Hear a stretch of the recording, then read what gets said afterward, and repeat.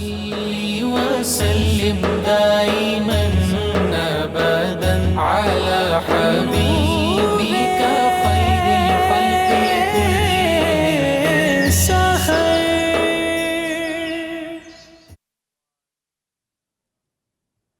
بسم اللہ الرحمن الرحیم. السلام علیکم ناظرین. پروگرام نور سحر کے ساتھ آپ کا میزبان نذیر احمد غازی حاضر ہے.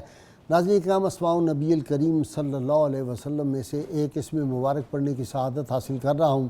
سیدنا امنا الناس صلی اللہ علیہ وآلہ وسلم، ہمارے سردار سب سے زیادہ باروب. اللہ تعالیٰ درود و سلام بھیجے آپ پر، آپ کی آل پاک اور آپ کے صحابہ کرام پر.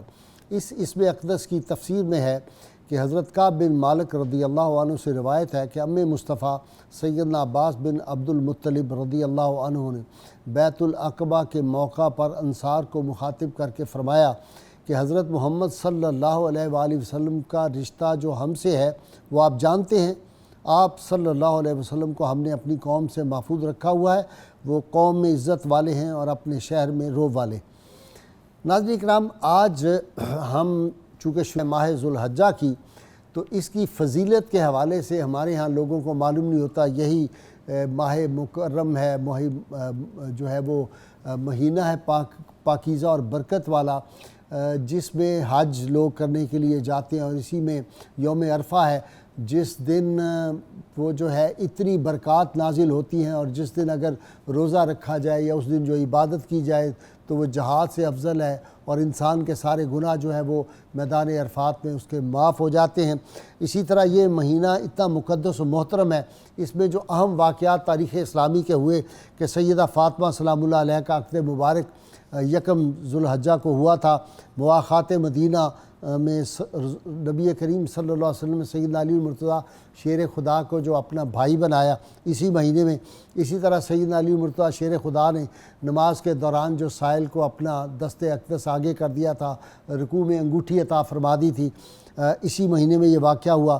جناب موسیٰ علیہ السلام کو جو 30 روزے رکھنے کا حکم ہوا وہ اسی مہینے میں ہوا. اسی طرح جو ہے وہ ہم دیکھتے ہیں سیدنا داؤد علیہ السلام پر جو استغفار نازل ہوئی وہ بھی واقعہ اسی مہینے میں ہوا. اور ایک بہت ہی جو ہے شرمناک واقعہ تاریخ اسلام کا واقعہ ہرہ جو ہے، جو ظلم و زیادتی یزید بدطینت بدنہاد کی جو تھی، وہ بھی اسی مہینے میں ہوا. لوگوں کو بڑی تکلیف ہوتی ہے. لوگ کہتے ہیں غازی صاحب یہ واقعہ ہرہ کا کیوں ذکر کرتے ہیں، اور وہ یزید کو بری کرنے کے لیے اس طرح کی ان کو بڑی تکلیف ہوتی ہے جن کو یزید سے ہمدردی ہے. ہمیں چونکہ امام عالی مقام اور اہل بیت اطہار سے غلامی کی نسبت ہے، اس لیے وہ جو بدطینت نے ظلم کیا تھا اس کا ذکر ہم تو کرتے رہتے ہیں. اسی طرح ہم دیکھتے ہیں کہ سیدنا عمر فاروق رضی اللہ تعالیٰ عنہ پر جو قاتلانہ حملہ ہوا تھا وہ بھی اسی مہینے میں ہوا تھا. سیدنا عمر فاروق رضی اللہ تعالیٰ دامن مصطفیٰ سے بھی اسی مہینے میں وابستہ ہوئے تھے. جناب عثمان ذو النورین کی شہادت اسی مہینے میں ہوئی تھی. اور جو اس مہینے کی جو عزت کرتا ہے یا جو اس کا احترام کرتا ہے، اس کو 10 چیزیں جو ہیں وہ اہل معرفت فرماتے ہیں کہ اللہ تعالیٰ عطا کرتا ہے. اس کی عمر میں برکت ہوتی ہے، اس کے مال میں زیادتی ہوتی ہے، اس کے اہل و عیال کی حفاظت ہوتی ہے، اس کا گناہوں کا کفارہ ہوتا ہے، نیکیوں میں اضافہ ہوتا ہے، نزع وقت کلمہ پڑھنے میں آسانی ہوتی ہے، ظلمت میں روشنی اس کو نصیب ہو جاتی ہے، میزان کا پلڑا اس کا بھاری ہو جاتا ہے، نار جہنم سے نجات مل جاتی ہے اس مہینے میں، جنت کے درجات جو اس کو عطا ہوگی اس میں بھی بلندی ملتی ہے. تو میں آج اپنے مہمانوں کا تعارف کرا دوں. آج کا ہمارا موضوع ماہ ذی الحجہ کے فضائل و برکات. میرے پہلے مہمان ڈاکٹر شبیر احمد جامی، کتابوں کے مصنف اور تصوف پہ آپ اتھارٹی سمجھے جاتے ہیں. میرے دوسرے مہمان پروفیسر حافظ ناصر محمود میرے اکثر مہمان بنتے رہتے ہیں. آپ جانتے ہیں قرآن و حدیث پہ بڑا گہرا مطالعہ اس نوجوان کا. میرے تیسرے مہمان بھی کئی کتابوں کے مصنف ممتاز عالم دین ہمارے ملک کے جناب علامہ محمد احمد برکاتی، یہ بھی میرے مہمان بنتے رہتے ہیں. اور میرے چوتھے مہمان ڈاکٹر عابد علی قادری نوجوان صوفی، یہ بھی میرے مہمان بنتے رہتے ہیں. میں ابتدا کر رہا ہوں ڈاکٹر شبیر احمد جامی صاحب. جی جامی صاحب. بسم اللہ الرحمن الرحیم. میں سب سے پہلے ذرا شاہ ولی اللہ کے چند جملے دہرا کر جو آپ نے حجت اللہ البالغہ میں فرمایا. ٹھیک. آپ لکھتے ہیں کہ اللہ تعالیٰ نے جو نظام عبادات انسان کے لیے متعین فرمایا ہے، یہ بنیادی طور پر اس کی فطرت میں موجود وہ تمام داعیے جو اللہ اور اس کے رسول کے ساتھ محبت کو قائم کرنے میں مدد دیں، ٹھیک، یہ اس کے لیے رکھے گئے ہیں۔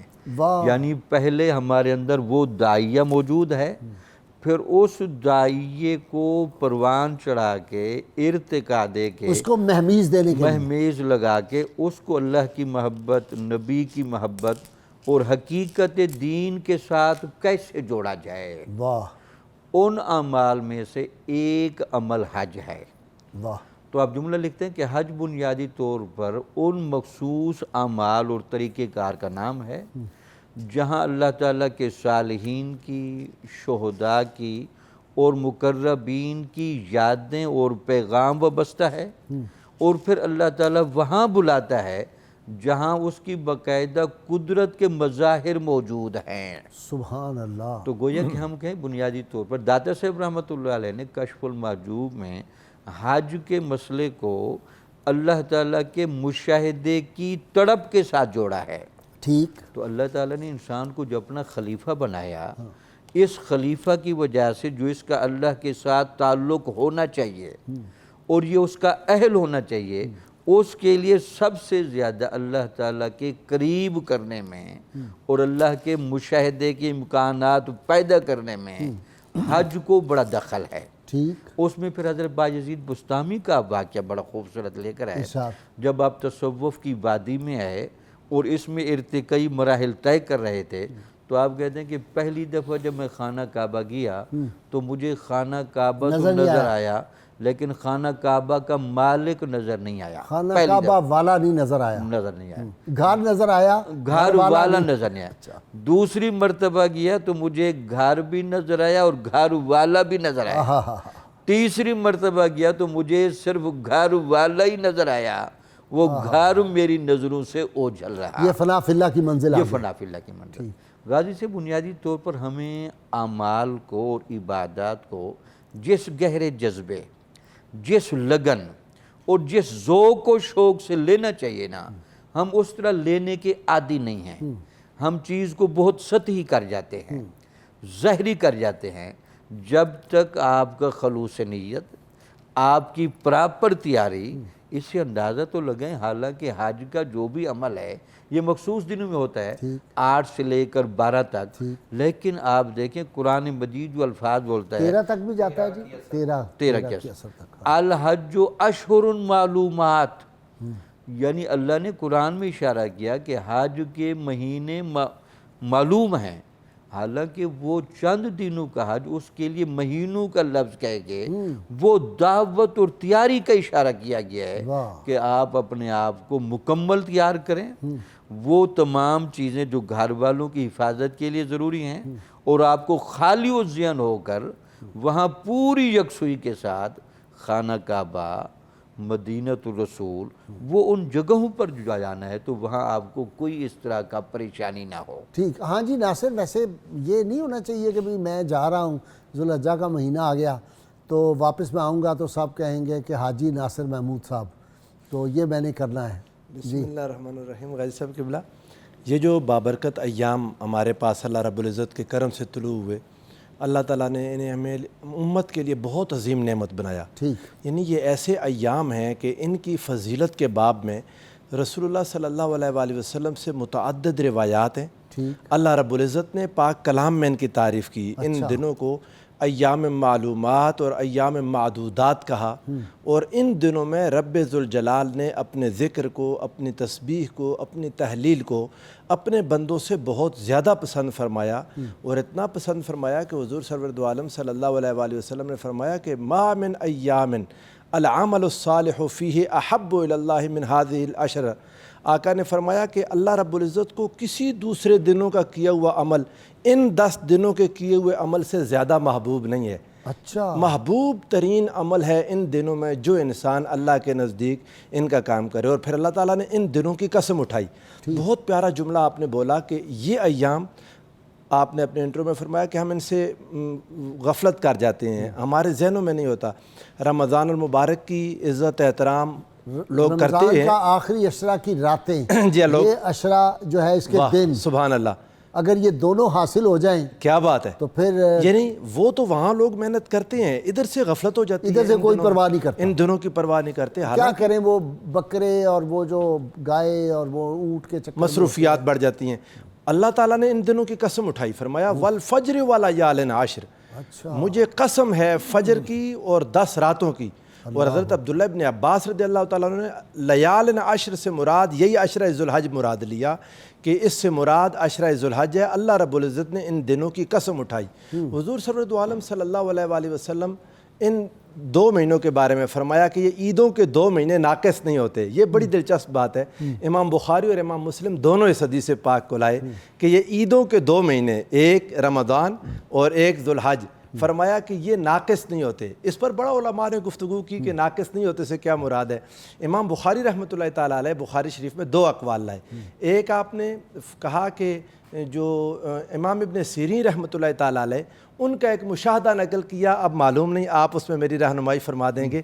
امام ابن سیرین کا قول امام بخاری نے نقل کیا، انہوں نے کہا جی اس سے مراد یہ ہے کہ رمضان اور ذوالحج یہ دونوں مہینے 29 کے نہیں ہو سکتے۔ اگر ایک 29 کا ہوا تو دوسرا 30 کا ہوگا، ایک 30 کا ہوا تو دوسرا 29 کا، یہ دونوں 30 کے ہوں گے۔ یہ 2 مہینے ناقص نہیں ہو سکتے۔ یہ امام ابن سیرین کا اپنا مشاہدہ ہے، ممکن ہے کوئی دوسرا بندہ دیکھے تو اس کے مطابق نہ بھی نکلے، لیکن دیکھ لینا چاہیے۔ ایک آپ نے عمل قول نقل کیا، آپ فرماتے ہیں کہ دوسرا یہ ہے کہ اللہ رب العزت اس مہینے کو فضیلت کے لحاظ سے اور اعمال کے اجر کے لحاظ سے نامکمل نہیں چھوڑتا۔ یعنی اگر رمضان جہاد سے بھی افضل ہے بعض، میں آتا ہوں اس طرف کہ اگر حضور علیہ الصلوۃ والسلام نے فرمایا کہ اگر کوئی انسان 29 روزے ہوئے نا رمضان تو اجر اللہ 30 کا دے گا۔ اسی طرح ذوالحج میں اگر 29 دن ہوئے تو ان کی عبادات کا اجر 30 دنوں کا ہوگا۔ ایک جب آقا علیہ السلام نے فرمایا کہ کوئی عمل ان دنوں سے بڑھ کر پسند نہیں ہے تو ایک صحابی نے سوال کر دیا، جس حدیث کی طرف آپ نے اشارہ کیا، اس نے کہا ولل جہاد یا رسول اللہ، کہ آقا کیا جہاد بھی نہیں؟ آقا علیہ السلام نے فرمایا ولل جہاد، ہاں جہاد بھی نہیں، الا رجل خرج بنفسہ و مالہ، آقا نے فرمایا سوائے اس شخص کے کہ جس نے اپنا مال اور اپنی جان لے کر نکلا، فلم یرجع بشیء منہ، اور ان میں سے کوئی چیز واپس نہیں لایا، یعنی اپنا مال بھی قربان کر دیا، جان بھی قربان کر دی، وہ ایک شخص ہے جو زیادہ محبوب ہے۔ باقی ان دنوں کا عمل باقی سارے ایام سے زیادہ محبوب ہے اللہ کے نزدیک، اور اللہ رب العزت ان دنوں میں اپنے بندوں پر فخر کرتا ہے۔ دیکھیں 9 ذی الحجہ کا جو ہے اس کی بھی بڑی فضیلت ہے، سبحان اللہ، لوگ عرفہ جاتے ہیں نا عرفات میں۔ جی میں اسی طرف ہی آ رہا تھا غازی صاحب قبلہ، ماشاءاللہ آپ جو بات میرے ذہن میں آتی ہے آپ اس کو کیچ کرتے ہیں۔ اب دیکھیں اب کیا ہوا، کشف چلتا ہے، سبحان اللہ سبحان اللہ، کہ ان دنوں میں ڈاکٹر جامی ہنس رہا ہے کہ یہ کشف تو میرا شعبہ ہے تو یہ انہوں نے کیسے چھین لیا۔ اب دیکھیں ان میں ایام کون سے ہیں۔ ایام ایک عرفہ کا دن جس میں اللہ رب العزت اپنے بندوں پر فخر کرتا ہے۔ اللہ جب بندوں پر فخر کرے غازی صاحب کیا بات ہے، یعنی وہ بندے جن خالق سبحان مخلوق اللہ پہ فخر کر رہا ہو، واہ واہ واہ، کہ یہ فرشتوں نے کہا تھا یا اللہ تو اس کو پیدا کر رہا ہے جو خون پائے گا، وَيَسْفِكُ الدِّمَاء، اللہ نے فرمایا، اللہ تعالیٰ فرماتا ہے دیکھو میرے یہ بندے۔ ویسے فرشتوں نے غلط تو نہیں کہا تھا، درست تھے۔ جو کچھ ہو رہا ہے دنیا میں اللہ تعالیٰ تو چونکہ اس کی حکمت میں وہ تھا، نیک اس کے بندے جو ہوتے وہ لوگ تھے نا، وہ تھے، تو ملائکہ جو تھے وہ جنرل بات کر رہے تھے کہ جنرل تو یہ دہشت گردی بھی کرے گا، قتل و غارت لیکن کرے غازی گا۔ صاحب دیکھیں وہ نیک لوگ کتنے عظیم ہیں کہ فرشتوں کو انی عالم، ان کو کہنا پڑ گیا قالوا سبحانک لا علم لنا الا ما علمتنا، کہ وہ ایسے نیک لوگ جو اپنے بستروں سے اپنے پہلوؤں کو جدا رکھیں گے، اللہ کے حضور قیام کریں گے، رکوع سجود، اللہ کو وہ محبوب ہے۔ بندے کی نیکی اللہ کو بہت پسند ہے۔ جب عرفات کے دن اللہ بندوں پر فخر کرتا ہے، پھر ایام آ جاتے ہیں آگے، وہ جو قربانی کے ایام، حضور علیہ الصلوۃ والسلام نے ایام نحر ان کو کہا، اللہ رب العزت ان 10 11 12 جی ہاں ان ایام میں اپنے بندوں کو پسند کرتا ہے۔ پھر ایام تشریق 13واں ملا لیں، ایام تشریق آ جاتے ہیں۔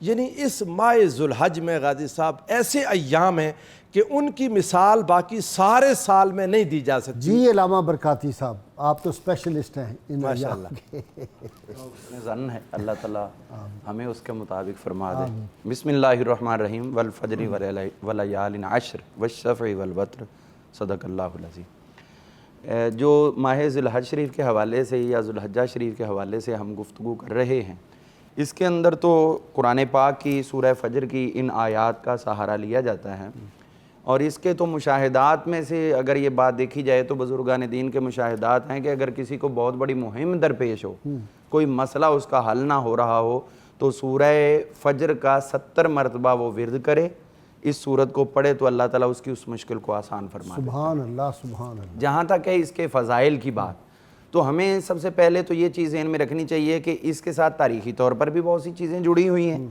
جن میں حضرت سیدنا ابراہیم رضی اللہ عنہ سرکار کے لخت جگر ان کی ولادت ذوالحج شریف میں ہوئی، یعنی حضور صلی اللہ علیہ وسلم کے گھر کے آنگن میں آپ اندازہ کریں کہ یہ 8 ہجری کی بات ہے، جبکہ اس سے قبل حضور صلی اللہ علیہ وسلم کے گھر کے اندر جو بیٹے کی ولادت تھی حضرت عبداللہ کی، جن کو طیب و طاہر کہا جاتا ہے، ان کی ولادت قبل از اظہار نبوت تھی۔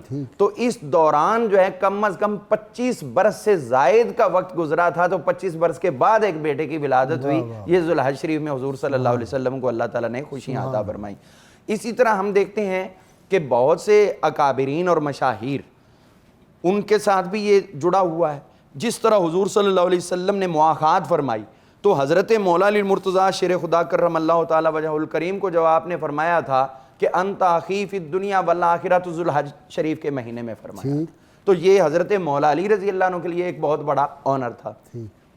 جہاں تک وصال کی بات ہے تو حضور صلی اللہ علیہ وسلم کے داماد حضرت ابو العاص رضی اللہ عنہ، جو حضرت سیدہ زینب سلام اللہ تعالی علیہ کے شوہر نامدار تھے، ان کا وصال دور صدیقی میں ماہ ذوالحج شریف میں ہوا۔ اچھا، الیوم اکملت لکم دینکم اسی ماہ میں نازل؟ جی بالکل اسی ماہ میں نازل ہوئی ہے۔ یہ آخری ہے؟ نہیں، اس کے بعد بھی نازل، اس کے بعد بھی آئی؟ ہاں جی، اس کے بعد بھی آیات بینات کا نزول ہوا ہے۔ سورہ نصر اس کے بعد نازل ہوئی ہے، لقد جاءکم رسول من انفسکم، یہ اس کے بعد 80 روز رسول اللہ سے بھی ظاہری حیات، ظاہری حیات 80 روز، جی، اس کے بعد آپ کا وصال پاک ہو جاتا ہے۔ تو اب اس میں ہم یہ دیکھتے ہیں کہ نبی کریم صلی اللہ تعالی علیہ وآلہ وسلم آپ کی امت کے ساتھ جو معاملات جڑے ہوئے ہیں، حضرت علامہ ابن حجر اسقلانی رحمۃ اللہ علیہ، ان کا وصال ذوالحج شریف میں ہوا 15 ذوالحج، اور وہ دنیا جانتی ہے کہ کتنی بڑی دبنگ شخصیت ہے۔ سبحان اللہ۔ تو اسی طرح جو خلافت عباسیہ ہے، اس کا جو بے تاج بادشاہ تھا ابو جعفر منصور، اس کا انتقال، واسق باللہ کا انتقال، وہ بھی ذوالحج شریف میں ہوا۔ بادشاہوں کو چھوڑیں۔ تو یہ مطلب ہے وہ لوگ تھے جن کا تاریخ کے اندر ایک بہت بڑا نام تھا۔ ہم آتے ہیں اس طرف میں کہ جو معاملات اچھے نہیں تھے، فجر ولیال ہم ان کو اپریشیٹ نہیں کر سکتے۔ جو اچھے تھے ان کو کرتے ہیں، جو نہیں تھے ان کو ہم بالکل ظلم ہوئے اماموں کے ساتھ جو اس دور میں انہوں نے کیے، بہرحال یہ ہماری نہیں۔ اب ہم دیکھتے ہیں والفجر ولیال عشر، یہاں پہ مفسرین کرام نے حضرت سہل رضی اللہ عنہ کا ایک بڑا پیارا قول نقل کیا۔ وہ فرماتے ہیں الفجر، قسم ہے فجر کی۔ وہ کہتے ہیں وقت فجر تو سبھی سمجھتے ہیں، لیکن حضرت سہل رضی اللہ عنہ فرماتے ہیں کہ یہاں پر فجر سے مراد کچھ اور نہیں ہے، بلکہ فجر سے مراد چہرہ مصطفیٰ ہے، جس کی اللہ نے قسم اٹھائی تفجرت الانوار۔ حضور صلی اللہ علیہ وسلم کے چہرہ مقدسہ سے انوار پھوٹتے تھے، اسی لیے حضور صلی اللہ علیہ وسلم کے چہرہ مبارک کی قسم۔ آگے ولیال عشر، تو 10 راتوں سے مراد عام 10 راتیں نہیں ہیں، بلکہ وہ فرماتے ہیں یہاں 10 سے مراد جو ہے وہ حضور صلی اللہ علیہ وسلم کے 10 مبشرہ غلام ہیں، ان صحابہ کی حضور علیہ السلام کے غلاموں کی اللہ تعالیٰ نے قسم اٹھائی ہے۔ دونوں باتیں ہوگی، دونوں باتیں، یہ 10 دن بھی 10 مبشرہ بھی، ایک ایک لفظ کے اندر کئی حکمت۔ حضرت سہل نے تو اپنا ایک عشق مصطفیٰ بیان کیا۔ حضرت ابو طالب مکی رضی اللہ عنہ قوت القلوب کے اندر بیان فرماتے ہیں کہ ذوالحج شریف جو ہے اس کو اللہ تعالیٰ نے 5 وجہ سے حرمت عطا کی۔ ان میں سے ایک تو یہ کہ یہ حج کا بھی مہینہ، یہ قوت القلوب میں لکھا، جی قوت القلوب میں لکھا، یہ حج کا مہینہ ہے۔ دوسرے نمبر پر وہ فرماتے ہیں کہ یہ حج اکبر کا بھی مہینہ ہے۔ اب یہ نہیں کہ حج اکبر آنا ہوتا تو اللہ کسی اور مہینے کا انتخاب کرتا، حج اکبر بھی آیا تو اسی مہینے کے اندر ہی رکھا۔ اس دفعہ بھی کہتے ہیں، غالباً کسی نے مجھے کہا ہے شاید حج اکبر ہو اس سال۔ جی، تو اسی طرح اس کو شہر حرمت میں بھی رکھا، یہ بھی اس کی فضیلت ہے۔ ایام المعلومات کے اندر بھی اس کو رکھا، اور ایام المعلومات سے مراد 1 ذوالحج شریف سے لے کر 10 ذوالحج تک، اور ایام المعدودات کے اندر بھی رکھا، اس سے مراد وہ حج کے ایام ہیں 9 کی فجر سے لے کر 13 کی عصر تک۔ آپ فرماتے ہیں 5 وجہ سے اس مہینے کی اللہ تعالی نے حرمت کو قائم فرمایا، اور اسی لیے ہمارے فقہائے کرام، محدثین کرام اس مسئلہ کو واضح کرتے ہیں کہ اگر کسی نے منت مانی کہ یا اللہ میں سب سے افضل ترین دن میں روزہ رکھوں گا، تو اس کے لیے لازم ہے کہ وہ اس کے لیے ماہ ذوالحج شریف کا انتخاب کرے. اس کے اندر روزہ رکھنا یہ افضل الایام ہے، چونکہ حضور نے فرمایا سید الایام رمضان، تمام دنوں کا سردار ماہ رمضان ہے.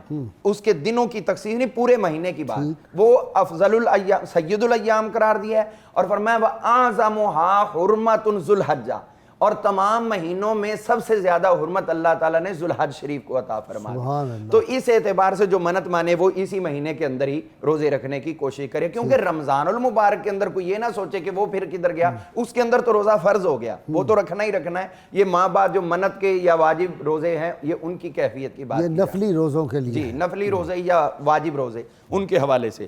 ہم دیکھتے ہیں نبی کریم رؤوف رحیم صلی اللہ علیہ وسلم آپ نے جو یہاں معاملات ہمیں عطا فرمائے ذوالحج شریف کے حوالے سے. حضرت ام المومنین سیدہ عائشہ صدیقہ رضی اللہ عنہا فرماتے کہ میں نے نبی کریم صلی اللہ علیہ وسلم کو 4 معاملات میں ہمیشگی اختیار کرتے تھے، آپ نے ان کی ہمیشگی کو ترک نہیں فرمایا. ان میں سے ایک آپ یہ فرماتے ہیں کہ نبی کریم صلی اللہ علیہ وسلم نے یہ کرم نوازی فرمائی کہ آپ نے اس مہینے کی 9 تاریخ کو اکثر ترین روزہ رکھا، اور پھر اس کے جو ایام 20 آتے ہیں ان میں بھی حضور صلی اللہ علیہ وسلم روزہ رکھنے کی کوشش فرماتے تھے. ایام 20 13 14 14 اور 15 تو باقی بھی آپ ہر مہینے کے 13 14 اس کے اندر آپ بطور خاص اس چیز کی طرف توجہ فرماتے ہیں. ذوالحج شریف کے اندر ہمیں چاہیے کیا؟ ذوالحج شریف کو آپ دیکھیے محرم سے لے کر اس سے پہلے ذوالقعدہ تک کسی خاص موقع کے ساتھ کسی مہینے کو نسبت نہیں دی گئی، اس کو صرف حج کے ساتھ نسبت دی گئی ہے. اور حج کو دنیا جانتی ہے کہ وہ صرف اور صرف مکہ مکرمہ کی حدود میں ادا ہوتا ہے، باقی اور پوری دنیا میں کہیں نہیں ہوتا. تو جب بھی حج کی بات کی جائے گی وہاں پر ہم مکہ مکرمہ کی عزت و آبرو کو اپنے ذہن میں لائیں گے. لیکن شاید آپ علامہ صاحب آپ کی توجہ نہیں کی، اب ماشاءاللہ ایسے بھی کام شروع ہو گئے ہیں. بعض لوگ جو ہیں روحانیت کے نام پہ، وہ پیر صاحب نے کہا کہ تم وہاں جانے کی ضرورت نہیں، تم ہمارے جو ہے جی میں جانتا ہوں. مجھے ایک مرید نے، ایک پیر صاحب کے مرید نے خود بتایا تھا، انہوں نے کہا میں حج پہ جانا چاہتا تھا، تو انہوں نے کہا بھی یہ آپ کیا کر رہے ہو، ادھر جانا چاہتے ہو، آپ سلطان بہو کو جھوٹا سمجھتے ہو نعوذ باللہ. انہوں نے کہا مرشد دا دیدار ہے، بہو لاکھ کروڑا حج جاؤں تو آپ ادھر جا رہے ہو، یہ پیسے ادھر جمع کرو، ہم اپنی خانقاہ پہ لگائیں. اور وہ کہہ رہے تھے میں نے دے دیے اور پھر انہوں نے لے لیے. اس کے بعد وہ مجھے پوچھنے لگے کہ اب بتائیے مجھ پہ دوبارہ حج فرض ہے یا نہیں. تو یہ معاملات اس طرح ہوتے ہیں جو آپ جو بات کہتے ہیں اس کو شاید کہیں کسی بھی خانقاہ میں ڈسکس نہیں کیا جاتا، بلکہ آپ کو شاید معطوف کیا جاتا ہوگا جو آپ فرماتے ہیں کہ لا محدود محبت، غیر مشروط لا محدود صرف اور صرف سرکار دو عالم علیہ السلام کی ذات. جی ڈاکٹر عابد. الحمدللہ والصلاة والسلام علی رسول اللہ. شریعت اسلامیہ نے ایام کو، اماکن کو فضیلت بخشی ہے چند وجوہات کی وجہ سے. اور جو فضیلت ایام میں ہے موسٹلی ہم دیکھتے ہیں کہ وہ عبادات اور ریاضات کی وجہ سے. اللہ تبارک و تعالیٰ نے عبادت اور ریاضت میں رغبت پیدا کر کے بندوں کو بخشش، مغفرت اور ان کے توبہ استغفار کا ایک موقع اور مواقع جو میسر فرمائے ہیں. یہاں اہل تصوف کے ہاں ایک اصول پایا جاتا ہے کہ عبادت کا مقصود کیا ہے، عبادت اور ریاضت سے مقصود کیا ہے. فرمایا جب اس کی نسبت عوام کی طرف ہوگی تو مقصود بخشش ہے، مغفرت ہے، گناہوں سے معافی ہے، اللہ کی بارگاہ میں استغفار کرنا ہے. فرمایا جب عبادت اور ریاضت خواص کا جو مقصود ہے وہ بلندی درجات ہوتا ہے، اور خواص الخواص کا جو مقصد ہے وہ قرب الہی ہے، وہ دیدار الہی ہوا کرتا ہے. تو یہ مہینہ ان تمام چیزوں کو احاطے کیے ہوئے ہے. دیکھیں یہ عبادت کا مہینہ، ریاضت کا مہینہ، عوام الناس رمضان مبارک سے لے کے ذی الحج تک جو وقت گزرتا ہے، رمضان مبارک میں ایک صفائی ہے، ایک ستھرائی ہے، تزکیہ نفس ہے، پاکیزگی ہے، تطہیر ہے، اور پھر گرد آنا شروع ہو جاتی ہے، غفلت آنا شروع ہو جاتی ہے، اور دنیاوی معاملات بڑھ جاتے ہیں، اور عبادت اور ریاضت میں ذوف آنا شروع ہو جاتا ہے. ذی الحج ہمیں پھر ریفریش کر رہا ہے، اور ذی الحج ہمیں پھر عبادت کی طرف لے کے آ رہا ہے. ان چند ایام میں، چند ماہ میں جو ہمارے پاس غفلت آ گئی تھی، اور یہ 10 دنوں کی جو فضیلت ذکر کی گئی، بار بار اس کے فضائل اور مناقب بیان کیے گئے، ان 10 راتوں کے، 10 دنوں کے مقصود کیا ہے؟ اس میں روزہ رکھیں، اس میں احسار کرنا ہے، اس میں قربانی کرنی ہے، اس میں صدقہ کرنا ہے. اگرچہ اس کے اور بہت سے موضوعات ہیں، دیکھیں نا قربانی، احسار، اس سے مراد کیا ہے؟ اس میں سماجی فائدہ بھی ہے، معاشی فائدہ بھی ہے اور مذہبی بھی ہے، آپ کی بخشش و مغفرت کا سامان بھی ہو رہا ہے، اور آپ دیکھیں آپ جو دولت دبائے بیٹھے تھے، ایک سسٹم دیا ہے اسلام نے، وہ نکل کے غرباء تک بھی جا رہی ہے، دوسرے ہاتھوں تک جا رہی ہے۔ قربانی آپ خریدتے ہیں، اس میں کئی لوگوں کا رزق جڑ جاتا ہے۔ اس ماہ کے اندر جو ہے آپ کے اندر ایثار پیدا ہوتا ہے، کیونکہ اس ماہ کو ایک لوگ خاص کہتے ہیں کہ جی یہ قربانی کی کیا ضرورت ہے، یہ پیسے ویسے کسی غریب کو دے دیں۔ جی تو وہ جو حدیث پاک ہے کہ اس دن سب سے اچھا عمل جو ہے ان دنوں میں وہ ہے اللہ کی راہ میں خون بہانا۔ آپ دیکھیں جو فرائض ہوا کرتے ہیں، جو اللہ تبارک و تعالیٰ کی طرف سے جو شاعر اسلامیہ ہیں، جو اللہ تبارک و تعالیٰ کی طرف سے جو عبادتیں مقصودہ ہیں، ان کا آلٹرنیٹ نہیں ہوا کرتا۔ آپ اس کا متبادل نہیں کر سکتے۔ وٹ وائی نہیں ہم کہہ سکتے، حکم ہے اس کا، وہ کرنا ہے ہم۔ جی یہ نہیں کہہ سکتے آپ تھکے ہوئے ہیں، نماز نہیں ادا کرنی ہے، کچھ پیسے لے جائیں صدقہ کر دیں، میں نماز نہیں پڑھوں گا۔ ایک پیر صاحب ہیں، وہ کہتے ہیں جب آپ سفر میں ہو یا آپ تھکے ہوئے ہوں تو نماز نہیں پڑھ سکتے تو ذکر کر لیں، بس بیٹھے بیٹھے ذکر کر لیں، نعوذ باللہ من ذالک۔ شکر ہے انہوں نے یہ نہیں کہا کہ میرا نام لے لیں یہی کافی ہے۔ استغفر اللہ العظیم۔ ہاں میں آپ کو بتاؤں کہ پیر صاحب کا عرس تو انہوں نے کہا کہ سب لوگ جو ہے وہ 5.25 لاکھ مرتبہ اپنے پیر صاحب کا نام لے کے آئیں، 5.25 لاکھ۔ میں نے کہا خاک ملے گا تمہیں، بھائی یہ کہو کہ اس دن اتنی دفعہ درود پڑھ کے آئیں 5.25 لاکھ تو رسول اللہ صلی اللہ علیہ وسلم کا قرب تمہیں نصیب ہو جائے۔ پتہ نہیں پیر کی آخرت ٹھیک بھی ہونی ہے کہ نہیں ہونی، کوئی گارنٹی نہیں ہے۔ یہ میں آپ کو بتا رہا ہوں، بڑے مشہور پیر، اس کے صاحبزادے کہہ رہے جو آئے وہ 5.25 لاکھ مرتبہ حضرت کا نام نامی اس میں گرامی تسبیحوں پہ لے کے آئے۔ یہ ہم کہاں جا رہے ہیں؟ ہم ڈوب رہے ہیں، ہمارا نظام تباہ ہو رہا ہے، شرک میں مبتلا ہو رہے ہیں۔ اس لیے وہ ضروری ہے اس نعرے کو بلند کرنا کہ حضور صلی اللہ علیہ وسلم سے وفاداری کریں۔ ادھر تو ہر چیز ہی، ادھر کوئی خطرہ نہیں۔ میں ایک اور بات کہتا ہوں، میں کہتا ہوں مجھے وہ چیز بتاؤ جو اس بارگاہ سے نہیں ملتی، وہ نعمت جو اس بارگاہ سے نہیں ملتی نا، پھر اور جا کہ خدا کا یہی ہے در، نہیں اور کوئی مفر مکر، جو وہاں سے ہو یہی آ کے ہو، جو یہاں نہیں تو وہاں نہیں۔ جن 10 دنوں کی جو فضیلت بیان کی گئی ہے، اس میں ایک اور فلسفہ بیان کیا جاتا ہے، حجاج اکرام کی نقل ہے۔ ان کے لیے فرمایا ولا رفث ولا فسوق ولا جدال، یہ پابندیاں ہیں حجاج کے لیے۔ فرمایا تم ان کی نقل کرو، وہ تو حرم کے اندر ہیں، تم اپنے اپنے گھروں میں جدال سے اجتناب کرو، فسق و فجور سے اجتناب کرو، جھوٹ و مکاری سے اجتناب کرو، یہ جو گالی نہ دی جائے، دھوکہ نہ دی جائے، یہ جو کم تولنا ہے، جیسے قربانی کے اندر جو ہمارے ہاں معاشرے میں ہوتا ہے، دکھایا کچھ جانور جاتا ہے اور بیچا کچھ جاتا ہے، اس کی ایج پوری نہیں ہے لیکن وہ قصابوں سے وہ دیکھیں بیچے جا رہے ہیں، اور پھر لوگوں کی وہ کمائی۔ پھر دوسری طرف ایک بڑا اہم پہلو ہے کہ بڑھ چڑھ کے قربانی کی جاتی ہے دکھاوے کے لیے، آپ دیکھیں۔ اور دوسری طرف بڑا یہ خاص بات ہے آپ کے توسل سے کہ آپ اپنی کمائی پہلے دیکھیں اور پھر آپ اپنی قربانی دیکھیں۔ رشوت کا پیسہ لیا جا رہا ہے، سود کا پیسہ لیا جا رہا ہے، لوگوں پہ ظلم ستم کر کے ان سے پیسہ بٹورا جا رہا ہے دھوکہ دہی کے ساتھ، اور پھر قربانیاں زیادہ سے زیادہ کی جاتی ہیں کہ محلے میں علاقے میں ہو کہ حاج صاحب فلاں نہیں، صاحب۔ اگر بالفرض کوئی بندہ رشوت دیتا ہے، ٹھیک ہے جی، لا کے کسی افسر کو، تو وہ افسر بسم اللہ الرحمن الرحیم پڑھ کے جیب میں ڈال لے، پھر تو وہ جائز نہیں ہو جاتا۔ ہرگز نہیں ہوگی قبلہ، ہرگز نہیں ہوگی، استغفر اللہ العظیم۔ مجھے تو یہ شک تھا کہ شاید ہو جاتی۔ کیوں جی علامہ صاحب؟ پھونک جو اس پہ مار دی، بسم اللہ۔ انتہائی دردناک بات ہے، اللہ تعالیٰ نے فرمایا ہے وَلَا تَتَّخِذُوا بِآيَاتِ اللَّهِ هُزُوًا، میری آیتوں کو مذاق کا نشانہ نہ بناؤ۔ تو اب جو ایسے لوگ کرتے پریکٹیکلی وہ اللہ تعالیٰ کی آیات کا استہزاء کرتے، جو اس پہ بھی شکر الحمدللہ کہتے ہیں، یہ ساری چیزیں اللہ کے غضب کو دعوت دینے کی بات ہے، گناہ کرتے اور گناہ پہ شکر اور ھذا من فضل ربی، جی سارا رشوت کا مال اس سے محل نما مکان بنایا، اس کے بعد لکھا ھذا من فضل ربی، پھر کہا جی اللہ کا شکر ہے کہ تنخواہ کے اوپر اللہ کا شکر ہے، اور بھی اللہ تعالیٰ نے بڑی کرم نوازی کی۔ تنخواہ سے تو پورا نہیں ہوتا، جو اوپر سے آ جاتا ہے وہ ہمارے یہاں گزارا بنتا ہے۔ تنخواہ تو تھوڑی ہے لیکن اوپر کی آمدنی بہت۔ مجھے ایک یاد ہے، میں بہت ینگ تھا اور آفیسر تھا، تو وہ ایک مجسٹریٹ صاحب مجھے کہنے لگے پتہ نہیں مر گیا زندہ ہے، کبھی ملا نہیں، پھر بعد میں لگتا ہے مر ہی گیا ہوگا۔ تو وہ مجھے کہہ رہا ہے کہ غازی صاحب دیکھیں نا، اگر اللہ نہ چاہے تو ہمیں کیسے مال اوپر سے آئے، اللہ کا شکر ہے اللہ تعالیٰ دیہڑیاں لگواتا ہے۔ میں نے کہا جی توبہ کریں، اللہ کے حضور توبہ کریں، یہ اللہ کل کو کوئی کہے کہ شراب مجھے اللہ بھجواتا ہے، نعوذ باللہ من ذالک۔ وہ جو مولانا روم رحمۃ اللہ علیہ نے وہ باغ والا واقعہ بیان کیا تھا، اوپر چڑھ کے جو اوپر کھا رہا تھا چور، باغ کے اندر داخل ہو کر تو مالک آیا تو اس نے کہا بے وقوف تو اوپر چڑھ رہا ہے, چوری کر رہا ہے. اس نے کہا کم عقل نہ بنو, تمہیں پتہ نہیں کہ اللہ کے حکم کے بغیر تو ایک ذرہ حرکت نہیں کرتا, تو میں پورا اوپر کیسے چڑھ گیا. تو اس نے بھی پھر اللہ کا حکم ہی پورا کیا.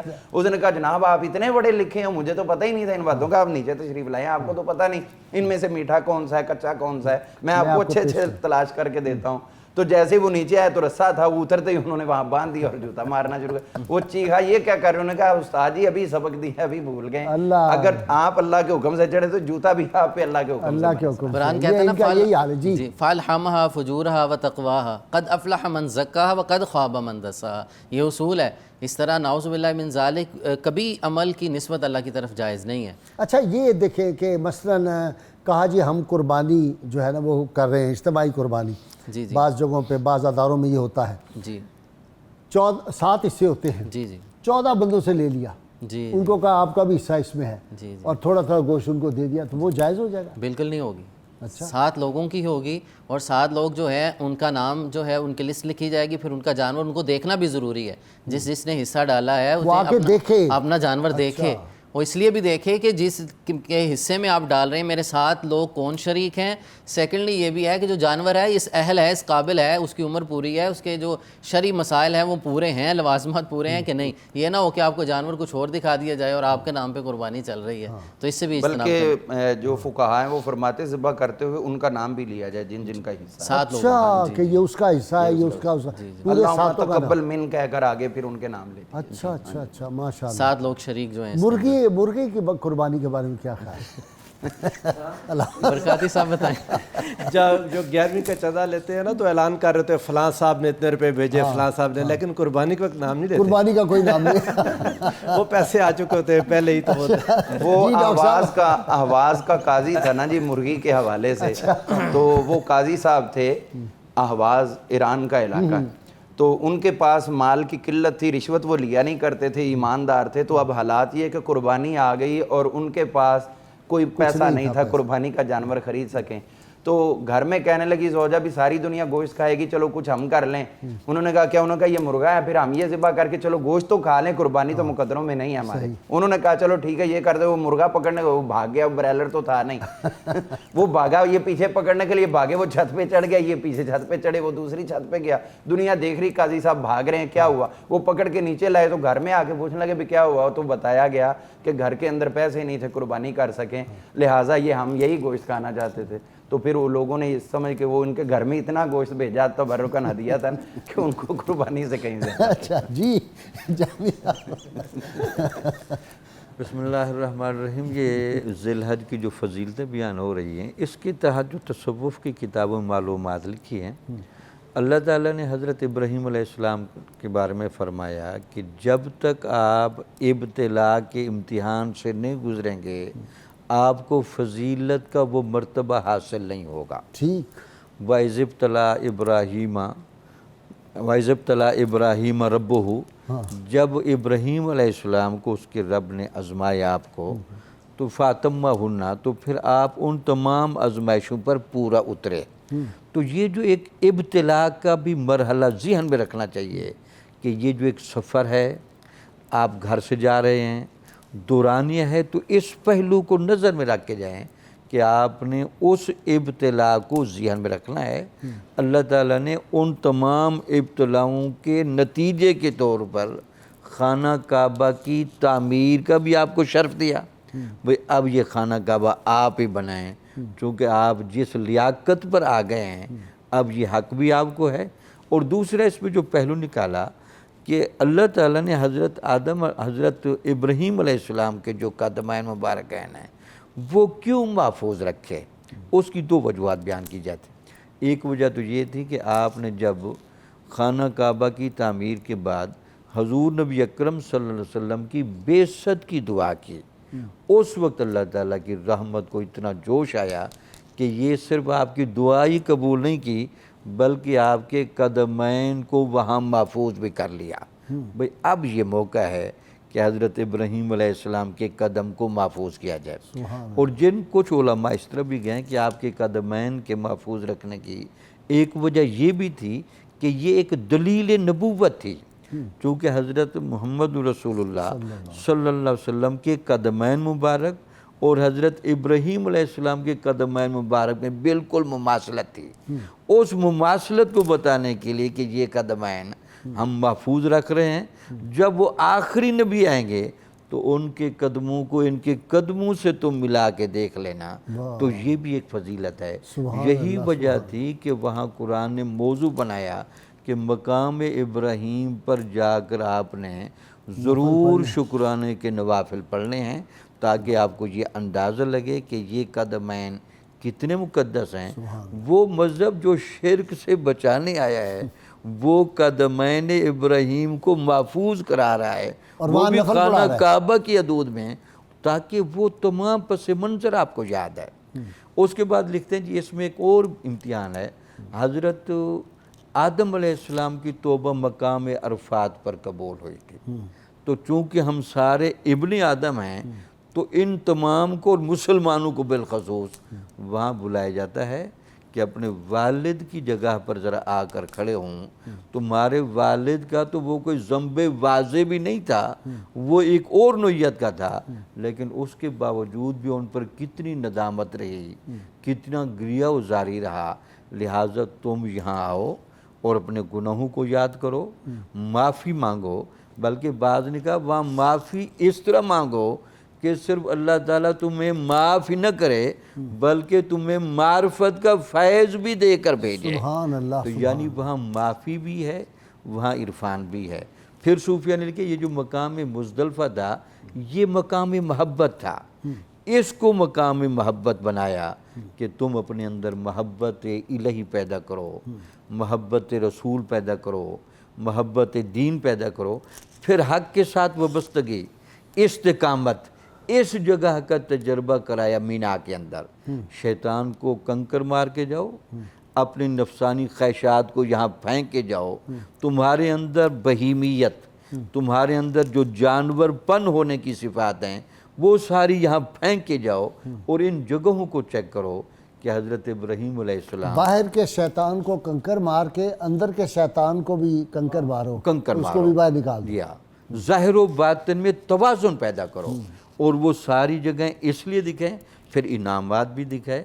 اگر تم ایسا کرو گے تو جس طرح اسماعیل علیہ السلام کے قدموں سے وہ زمزم کا پانی نکلتا ہے، تو ہمارے بعض صوفیہ نے اس سے کرامت کو ابھی ثبوت دیا ہے کہ اس مرحلے میں جب حضرت اسماعیل علیہ السلام نے قدم وہاں رگڑے اور پانی نکلا، تو جو ان طریقوں پر پورا اترے گا اللہ تعالیٰ سے اظہار کرامت بھی کرائے گا. واہ جی. اور ہماری مسلمان ماؤں اور بہنوں کے لیے اسوہ حسنہ ہے حضرت سیدہ حاجرہ سلام اللہ علیہا، کہ ان کی گہرائی کو چیک کریں، تسلیم و رضا کو چیک کریں، اللہ کی اس بندی کے حوصلے کو چیک کریں، اور کہ وہاں اولاد کے لیے تڑپ، اولاد کے لیے تڑپ. اور پھر اس کے لیے اللہ نے اپنی اس بندی کو اس حج کے عمل کے لیے صحیح کا جو عمل ہے اس کو محفوظ کیا.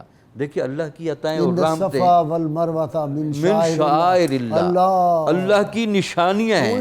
تم جب دیکھو گے تو تمہیں حضرت حاجرہ پر جو رحمت برسی تھی وہ اللہ تعالیٰ تم پر بھی برسائے. جی ہاں جی. ان میں تو چلتی پھرتی نشانیاں ان 10 دنوں میں. یہ سارا حج جو ہے اصل میں دیکھا جائے ذوالحجہ میں تو یہ تو سارا اللہ کے جو محبوب ہستیاں تھیں ان کا جو انہوں نے کیا وہ تم نے کرنا ہے. بے شک ایسے ہی. اور غازی صاحب حکم دیا کہ ان دنوں میں ان حجاج کے ساتھ اپنی نسبت زیادہ قریبی کر لیں. علامہ صاحب نے فرمایا جھگڑا، فسق، فجور، ان چیزوں سے دور ہوں. دوسرا فرمایا کہ جو شخص قربانی کی نیت رکھتا ہے وہ ان لوگوں کے ساتھ اپنے آپ کو یوں جوڑ لے، اپنے بال نہ کٹوائے ان 10 دنوں کے اندر، اپنے ناخن نہ کٹوائے ان 10 دنوں میں. اور آقا علیہ السلام نے ان 10 دنوں کے روزوں کی 9 دن، 10واں دن تو عید کا ہے، اوبیسلی اس دن منع کیا گیا. ان 9 دنوں کے روزے کو حضور علیہ السلام نے اتنا زیادہ پسند فرمایا کہ رمضان کے بعد صحابہ کہتے ہیں، حضرت سیدہ حفصہ رضی اللہ تعالیٰ عنہ، سیدنا ابن عباس، وہ کہتے ہیں آقا علیہ السلام نے ان 10 دنوں سے زیادہ کسی اور دنوں کے روزوں کو پسند ہی نہیں فرمایا.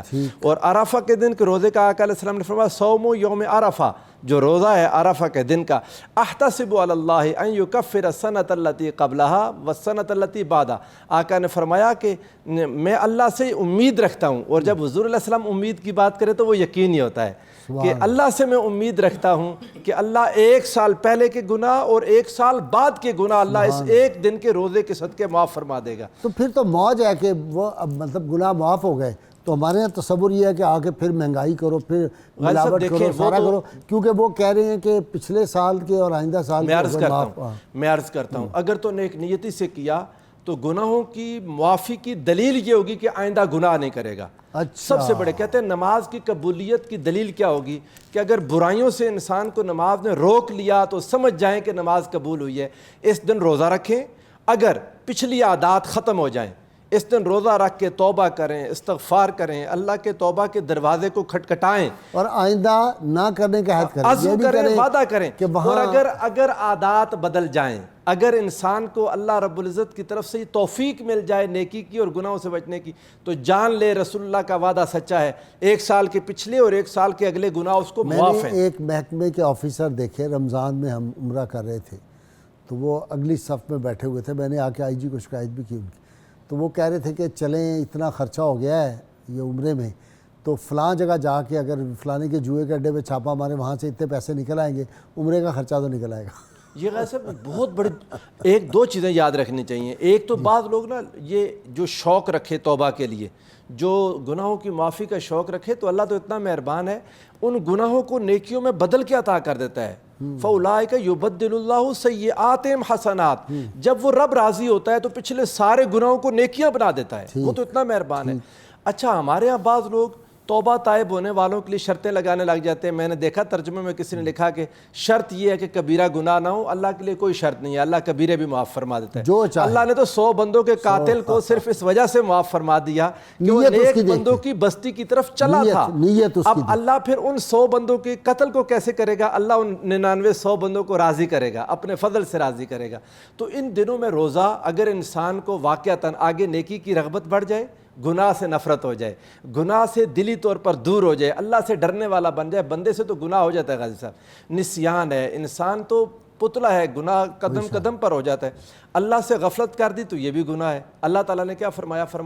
وَاذْكُرُوا اسْمَ اللَّهِ فِي أَيَّامٍ معدودات، کہ ان معدودات دنوں میں، یہ اللہ تعالیٰ کی بڑی مہربانی ہے، روزوں کے مہینے کو ایام معدودات کہا، اور ان دنوں کو پھر یہ جو عشرہ ذوالحج کے جو عرفہ ہے، نحر کے دن ہے، انہیں معدودات ایام کہا۔ فرمایا اللہ کا ذکر کرو، اور آقا علیہ السلام نے فرمایا فَأَكْثِرُوا فِيهِ مِنَ التَّحْلِيلِ وَالتَّسْبِيحِ وَالتَّحْمِيدِ وَالتَّكْبِيرِ، فرمایا تحلیل کرو، لا الہ الا اللہ کثرت سے کہو، تحمید الحمدللہ کثرت سے کہو، سبحان اللہ کثرت سے کہو، اللہ اکبر کثرت سے کہو۔ اور ان دنوں میں جو حج کے ایام آ جائیں تو وہ تو پھر حکم دیا گیا کہ ہر نماز کے بعد تکبیرات بلند کرنی ہے، تشریح کی۔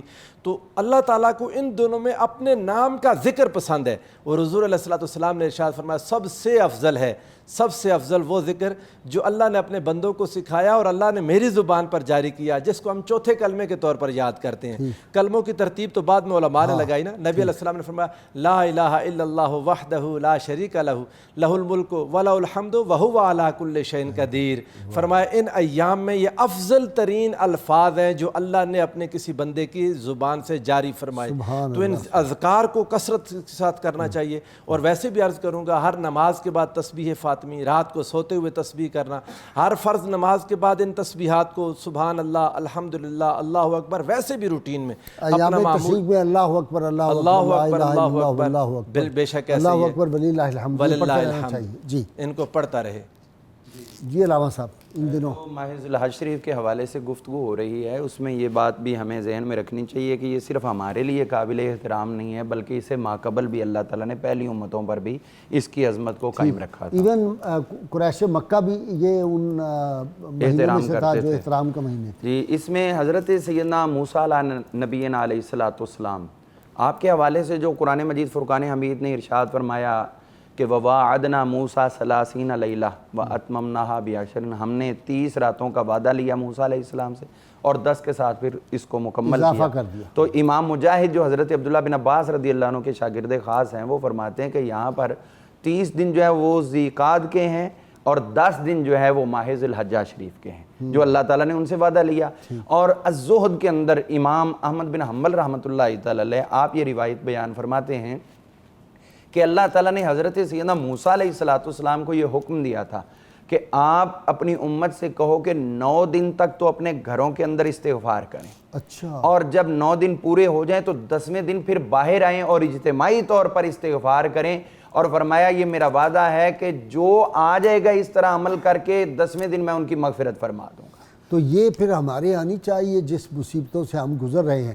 دیکھیے علامہ صاحب اتنی خوفناک بات کل میں سن رہا تھا وزیر اعظم کو, ٹیلی ویژن پہ موجودہ وزیر اعظم کو, انہوں نے کہا شاید ابھی اور بھی مشکل فیصلے کرنے پڑیں.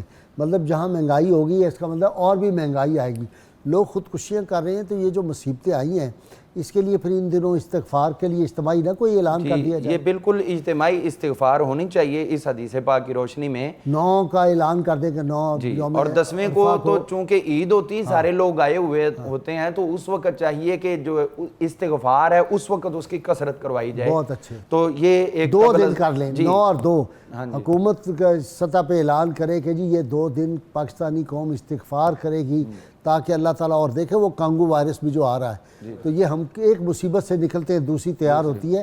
یہ اس وجہ سے ہے اللہ تعالیٰ کی مسلسل یہ جو ناشکری اور جو ہم نے اللہ سے جھوٹے وعدے کیے تھے ہمیں ایک سلطنت دے دے جس میں ہم تیرے محبوب صلی کا نظام نافذ کریں گے. اور جو اگر ہم اس پہ عمل کرتے ہیں تو ملتا کیا ہے. امام سفیان ثوری رحمۃ اللہ تعالی علیہ آپ گھر سے نکلے بصرہ کے قبرستان میں, آپ قبرستان تشریف لے کر گئے تو دیکھا کہ ایک قبر سے انوار و تجلیات پھوٹ رہے. سبحان اللہ. یہ بڑے حیران ہوئے کہ یہ کیسی بات ہے کہ اتنے انوار و تجلیات ایک ہی قبر سے.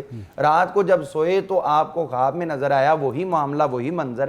تو عرض کی یا اللہ یہ کیوں نکل رہے ہیں؟ تو غیب سے آواز آئی سفیان یہ وہ شخص ہے جو ہمیشہ 1 سے لے کر 9 ذی الحجہ تک روزے رکھا کرتا, اس کی برکت سے ہم نے اس کی قبر سے انوار و تجلیات نکالے. اسی طرح امام ابو اللہ سمرقندی رحمۃ اللہ علیہ آپ بیان فرماتے ہیں کہ ایک بزرگ تھے, انہوں نے خواب کے اندر دیکھا کہ ان کا ایک دوست ہے وہ بھی یوں لگا کہ جیسے قبر میں آرام کر رہے ہیں یہ بھی کر رہے ہیں. ان کو لگا کہ ان سے 9 انوار پھوٹ رہے ہیں, 10 پھوٹ رہے ہیں اور مجھ سے صرف 2. تو وہ حیران ہو گیا کہ یا اللہ وہ بھی میرا دوست ہے اور اس سے جو ہے وہ 10 نکل آئے اور میرے صرف 2 نکل رہے ہیں, تو یہ کیا وجہ ہے؟ تو غیب سے آواز آئی کہ اس نے 10 سال تک جو ہے وہ روزہ رکھا 9 ذی الحجہ کا, اور تم نے صرف 2 سال رکھا تھا تو ہم نے 1 سال کے بدلے میں 1 نور بڑھا دیا. تو یہ دن جو ہے وہ ہمیں اس طرف لے کے جاتے ہیں کہ ہم تسبیح و تحلیل کی طرف زیادہ تر جائیں. اور پھر خصوصیت سے جو لوگ جن کو اللہ نے اچھے مناسب عطا کیے ہیں وہ ان پہ رہ کر رشوت خوری سے کم از کم اپنے آپ کو بچائیں. حضرت سیدنا عمر بن عبدالعزیز رضی اللہ عنہ اسی لیے آپ نے حکام کے لیے جو بھی گورنمنٹ کا کوئی فرد ہوتا تھا جو سرونٹ ہوتا تھا اس کے لیے لازم کر دیا تھا کہ وہ کسی سے ہدیہ وصول نہیں کر سکتا. لوگ ہدیہ دیتے تھے تو لوگوں نے عرض کی حضور ہدیہ تو حضور صلی اللہ علیہ وسلم نے خود انکرج کیا ہے کہ تہادو تحابو, ایک دوسرے کو ہدیہ دو, اس سے محبت بڑھتی ہے. تو آپ نے فرمایا تھا جو ارباب حکومت ہیں ان کا ہدیہ نہیں ہوتا بلکہ یہ ان کے لیے رشوت ہوا کرتا ہے, لہٰذا میں تمہیں اس کی اجازت نہیں دے سکتا. تو تجدید ہمیں اس بات کی کرنی چاہیے. اچھا یہ بتائیں مثلاً ایک بندہ افسر ہے اور جو سبارڈینیٹ ہے وہ میرے علم میں کئی چیزیں ہیں جو میں نہیں بیان کرتا, تو وہ سبارڈینیٹ اس کو ایک بکرا آ کے کہتے ہیں سر یہ قربانی کے لیے ہے. کوئی بڑے افسر بڑے منصب پہ ہے, انصاف کے منصب پہ 2 گائے دے جاتے ہیں, آ کے کہتے ہیں سر یہ آپ قربانی دے لیں. اس بات کے لیے ہمیں حضور صلی اللہ علیہ وسلم کی طرف رجوع کرنا پڑے گا. جو آپ نے ایک شخص کو مال وصول کرنے کے لیے بھیجا تھا تو جب وہ واپس آئے تو انہوں نے کہا یہ آپ کا ہے اور یہ میرا ہے, اور حضور صلی اللہ علیہ وسلم نے اس کو وہاں بیٹھے تنہا نہیں بتایا بلکہ آپ مسجد نبوی شریف کے ممبر پہ جلوہ گر ہوئے اور باقاعدہ خطبہ دیتے ہوئے فرمایا تھا کیا حال ہے اس شخص کا جو کہتا ہے یہ مال اللہ اور اس کے رسول کا, یہ میرا ہے. اللہ اور اس کے رسول تمہیں ذمہ داری نہ دیتے تو پھر دیکھتے کہ کون تمہیں اپنے گھر ماں باپ کے بیٹھے رہتے نا پھر دیکھتے. تو اب ریٹائرمنٹ کے بعد دیکھیں نا کہ وہ کتنے تحفے دیتے. ریٹائرمنٹ تو جب ڈسمس کر دیں تو اس کے بعد کوئی پوچھنے کو تیار نہیں ہوتا, سلام نہیں کوئی لیتا. جی بالکل, بیٹھے ہوئے رو رہے ہوتے ہیں کیونکہ بندہ نہیں آتا ملنے والا. اور جب عہدے پہ ہوتے دوسرے علاقے میں تبھی فرق پڑ جاتا ہے. وہ بڑا مشہور لطیفہ ہے جی کہ وہ ایک آدمی جو تھا نا وہ ساتھ بیٹھا ہوا تھا کوئی پٹواری گرداور, تو اس کو وہ نکال کے نا یہ جو تھے چلغوزے وہ دے رہا تھا اس کو. تو ایک بندے نے اس کے کان میں کہا کہ اس کی ٹرانسفر ہو گئی ہے، تو اس نے وہ اپنے منہ میں ڈالنے شروع کر دی. اس نے کہا حضور مجھے نہیں دے رہے، کہہ رہے تہاڈی تبدیلی ہو گئی. یہ ہم نے بڑا دیکھا ہے پریکٹیکل، یہ تجربے کے. جی علامہ صاحب آپ کی طرف آ گیا. بسم اللہ الرحمن الرحیم. ان ایام میں جو شب عرفہ ہے اس کی بڑی فضیلت ذکر کی گئی ہے. حضرت عبداللہ ابن عباس رضی اللہ تعالیٰ عنہ ارشاد فرماتے ہیں کہ آقا کریم صلی اللہ علیہ وسلم کو اس رات میں نے دعا بلند کرتے ہوئے دیکھا کہ اللہ کی بارگاہ میں دعا کر رہے ہیں، یا اللہ دو چیزیں آپ نے کثرت سے ذکر فرمائی، یا اللہ میری امت کی بخشش فرما اور میری امت پہ رحمت فرما. فرمایا آپ دعا فرما رہے تھے، اسی دوران آپ نے تبسم فرمایا. میں نے عرض کیا یا رسول اللہ دعا کے اندر جو آپ کی خشیت کی کیفیت تھی، اب آپ تبسم فرما رہے ہیں، اس میں راز کیا ہے؟ فرمایا کہ میں نے اپنے رب کی بارگاہ میں اپنی امت کی بخشش کی دعا فرمائی، میرے رب نے دعا قبول فرما لی. سبحان اللہ. اور جب رب نے دعا قبول فرمائی تو میں نے شیطان کو چیخ و پکار کرتے ہوئے دیکھا، اس کی اس کیفیت میں نے تبسم کیا ہے. تو آپ صلی اللہ علیہ وسلم نے مزید ارشاد فرمایا کہ یہ شب ایسی شب ہے کہ اللہ تبارک و تعالیٰ کثرت سے سب سے زیادہ اس رات اہل جہنم کو جنت کی بشارت عطا فرماتا ہے، انہیں آزادی نصیب ہوتی ہے، اور اس رات جنت کی بشارت عطا کی جاتی ہے. اور مزید آپ صلی اللہ علیہ وسلم نے فرمایا کہ اس رات جبریل امین حاضر ہوتے ہیں، اور جبریل امین روئے زمین پہ حاضر ہوئے اور مجھے سلام پیش کیا کہ آپ کا رب آپ کو سلام دے رہا ہے. سبحان اللہ. اور پھر فرمایا کہ آج کی یہ جو شب عرفہ کی رات ہے، اتنے ملائکہ، اتنے کثیر ملائکہ اس دنیا میں نازل ہوتے ہیں کہ کوئی ذرہ، کوئی ایک انچ جگہ باقی نہیں بچتی جہاں فرشتے مقرر نہ کر دیے جائیں. یہ اللہ کی رحمت کی طرف اشارہ ہے، اللہ کے کرم اور فضل کی طرف اشارہ ہے. اور فرمایا اس رات جو قیام کرے گا اس سے شب قدر کے قیام کا ثواب نصیب ہوگا. سبحان اللہ. اور فرمایا کہ اس رات کثرت سے عبادت کی جائے.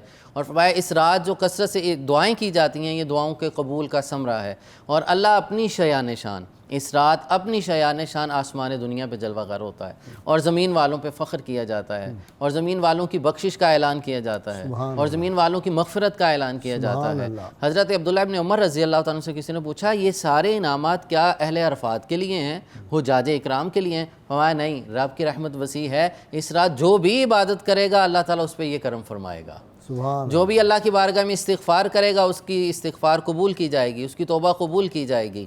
اور یہ ان میں جو اللہ تبارک و تعالیٰ اس رات جو ایک خاص نگاہ کرم فرماتا ہے، پوری روئے زمین پہ کرم ہوتا ہے، اس رات جو طالب دعا بن کے استغفار کرتے ہیں اللہ تعالیٰ ان پہ کرم فرماتا ہے. امام غزالی فرماتے ہیں کہ اللہ کی جو نگاہ ہے، آپ ایک مشاہدہ ذکر کرتے ہیں، اللہ تبارک و تعالیٰ کا خاص کرم اور تجلی، یہ نور جو نازل ہوتی ہے سب سے پہلے اہل حرم پر. واہ.